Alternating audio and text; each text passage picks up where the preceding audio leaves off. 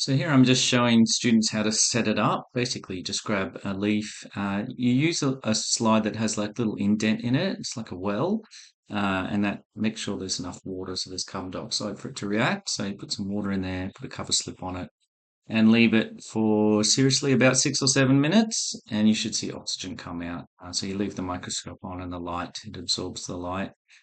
You can aid it along by putting a little pinch of sodium carbonate in the water if it's a beaker, like zero point 0.1 grams or something.